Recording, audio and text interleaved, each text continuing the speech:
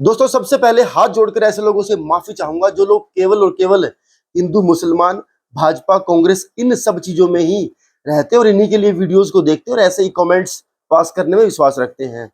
दोस्तों, आज हम चर्चा करेंगे मनीषा केस के ऊपर। आप में से बहुत लोग ऐसे होंगे जो इस केस से वाकिफ होंगे, इस केस की अपडेट भी आपको मिलती रहती होंगी और आपको पता है कि लोग कैसे धरने पर बैठे हुए हैं, जगह जगह लोग जुलूस निकाल रहे हैं, रैलीज कर रहे हैं कि मनीषा को किसी न किसी तरीके से न्याय मिले। आज हम उस पूरे केस को जानने की कोशिश करेंगे, उन सवालों को भी जानने की कोशिश करेंगे कि जब देश आजाद नहीं था तब से लेकर के आज तक सरकारें बदली, देश की गुलामी से लेकर के हम आजादी में भी आ गए दोस्तों, बावजूद उसके एक वर्ग समाज का ऐसा आज भी जो तब भी सुरक्षित नहीं था और आज भी सुरक्षित नहीं है। सन 47 में जब सरकार बनी, भारत की पहली सरकार बनी, तब से लेकर के आज तक हर सरकार ने एक वादा जरूर किया है, वो है महिला सुरक्षा का वादा। अब उसको महिला सुरक्षा का नाम दे दीजिए, उसको बेटी बचाओ बेटी पढ़ाओ का नाम दे दीजिए, लेकिन ना ही बेटी बच पा रही हैं और जब बचेंगे नहीं तो पढ़ेंगे भी कैसे। सबसे पहले मनीषा केस की पूरी टाइमलाइन को जान लेते हैं दोस्तों, सिलसिलेवार तरीके से। तो सबसे पहले 11 अगस्त 2025 मनीषा नर्सिंग कॉलेज में एडमिशन लेने के लिए घर से निकलती है। शाम को नहीं जब वो लौटती है तो लोहारू थाने में, भिवानी की ये घटना है, गुमशुदा होने की उसकी शिकायत दर्ज करी जाती है। 12 अगस्त 2025 तक, माने अगले दिन तक भी मनीषा का कोई सुराग नहीं मिलता है। परिवार तलाश करता रहता है। पुलिस इस मामले को सीरियसली नहीं लेती है और पुलिस के ऊपर यह आरोप भी लगता है कि इन्होंने मामले को सीरियसली नहीं लिया। उसके बाद 13 अगस्त 2025 को सिंघानी गांव के खेतों में मनीषा की डेड बॉडी मिलती है। परिजनों ने शिनाख्त करी, मीन्स की पहचान करी। लगभग 4 घंटे रोड जो है वो जाम रहा। 14 अगस्त 2025 को दोस्तों, 13 अगस्त से अगले दिन 14 अगस्त को ही परिजनों ने सिविल हॉस्पिटल, सिटी हॉस्पिटल के बाहर जो है वो धरना शुरू किया और डेड बॉडी लेने से मना कर दिया।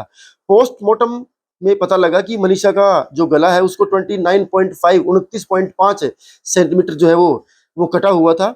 डॉक्टर्स के पैनल ने सेक्सुअल असॉल्ट की पुष्टि नहीं करी, मीन्स कि उनको लगा कि ये ऐसा नहीं है। उसके बाद दोस्तों 15 अगस्त 2025, जब हम सब आजादी का जश्न मना रहे थे, परिजनों ने फिर से पोस्टमार्टम की मांग करी। परिजनों को लगा कि और बहुत कुछ है जो शायद इस रिपोर्ट में नहीं आया, जो बच्ची के साथ हुआ है हमें पता होना चाहिए। दोबारा से उसकी मांग करी। 16 2025 को मुख्यमंत्री ने भिवानी के जो एसपी है उसको हटा दिया। कई और पुलिस वाले उनको सस्पेंड कर दिया गया। दिल्ली में भी रोड जाम करे गए, बाजार भी बंद रहा। उसके बाद दोस्तों रोहतक पीजीआई में दोबारा से इसका पोस्टमार्टम कराया गया। यहाँ के डॉक्टर्स के पैनल ने भी सेक्सुअल असॉल्ट की पुष्टि नहीं करी। 17 अगस्त 2025 को दोस्तों परिजनों ने धरना कंटिन्यू करा। वहां की जो मंत्री है श्रुति चौधरी, उन्होंने आश्वासन दिया कि सीएम पर्सनली इस केस को मॉनिटर कर रहे हैं, मतलब मुख्यमंत्री जी पर्सनली इस केस को देख रहे हैं। खैर, 18 अगस्त 2025 को पुलिस को एक सुसाइड नोट मिलता है। मेडिकल रिपोर्ट आई। पुलिस का दावा कि बच्ची ने कीटनाशक स्प्रे जो है वो निगल लिया था और जहां तक बात है उसकी बॉडी को इस तरीके से होने की, इस कंडीशन में मिलने की, तो जानवरों ने उसकी बॉडी को नोच नोच कर कैसा बना दिया। पुलिस ने बोला कि परिजनों का ये मानना है कि पुलिस ने जानबूझकर ऐसा कहा है कि बच्ची ने खुदकुशी करी है। 18-19 अगस्त को फिर से एक बार फिर बैठक होती है, तमाम चीजें होती हैं। पेरेंट्स को मनाने की कोशिश करी जाती है कि ये ऐसे हुआ था, आपकी बच्ची गलती है, उन्होंने ये कदम उठाया, ये सब बातें रखी जाती हैं और फिर फाइनली फैसला होता है कि ये धरने से लोग जो है वो उठ जाएंगे और मामला शांत हो जाएगा। लेकिन पिता ने एक वीडियो में बोल दिया कि बेटी ने ऐसा नहीं किया, हमारी बेटी खुदकुशी नहीं कर सकती और उसका अंतिम संस्कार हम लोग नहीं करेंगे।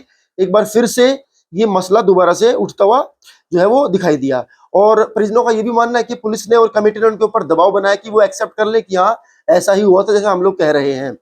20 अगस्त 2025 को, यानी कि आज, मामले की जांच जो है वो सीबीआई को सौंपने और तीसरी बार एम्स में इसका पोस्टमार्टम होगा, इस बात पर सहमति बनी। तो दोस्तों ये पूरी घटनाक्रम है। अब इस बात पे बहुत सारे सवाल निकल करके आते हैं दोस्तों। सवाल नंबर 1 तो यही है कि क्या सच में बच्ची ने खुद ऐसा कदम उठाया है?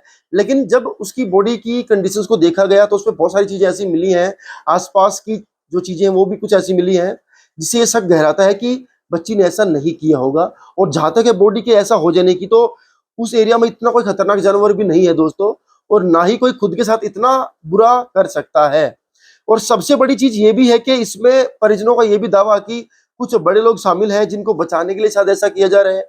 और लेकिन इन सब के बावजूद भी एक चीज अभी वहीं की वहीं खड़ी है कि क्या सच में महिलाएं इस देश में सुरक्षित है भी या फिर नहीं है? क्या सच में देश बेटी बचाओ बेटी पढ़ाओ जैसी चीजों को लेकर के चल भी रहा है, फिर नहीं चल रहा है?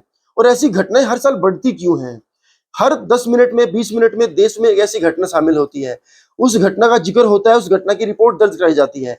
और ये तो वो घटनाएं हैं दोस्तों जो जिनका जिक्र होता है, जिनकी रिपोर्ट दर्ज होती है। ना जाने लाखों करोड़ों घटना ऐसी भी होंगी देश में जिनका आज तक, जिनके बारे में रिपोर्ट ही नहीं हुई होगी।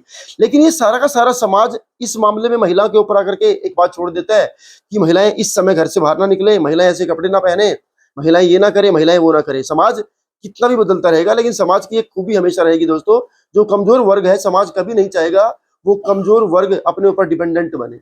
वो हमेशा समाज ये चाहेगा कि जो कमजोर वर्ग है वो ताकतवर के ऊपर ही डिपेंड रहे। तो दोस्तों मेरा तो खैर यही सवाल है, और इस सब के बावजूद आपका भी एक सवाल होना चाहिए कि क्या सच में जैसा पुलिस कह रही है वैसा है, या सच में कोई बड़ा नाम इसमें शामिल है जिसको बचाने की कोशिश की जा रही है, या फिर सच में ऐसा ही है जैसा पुलिस ने रिपोर्ट में दावा किया। परिजन सच्चे हैं, पुलिस सच्ची है, प्रशासन सच्चा है, कौन सच्चा है कौन झूठा। लेकिन एक बात सच है, वो ये है कि बेटी बचाओ बेटी पढ़ाओ जैसी जो चीजें हम सुनते हैं, आए दिन देखते हैं, उन सब का अगर आपको गुब्बारा फूटता हुआ देखना है तो वो ऐसी घटनाएं हैं जहां पर आप जाकर के देखोगे तो आपको समझ में आएगा कितनी बेटियां बचाई जा रही हैं और कितनी बेटियां पढ़ाई जा रही हैं।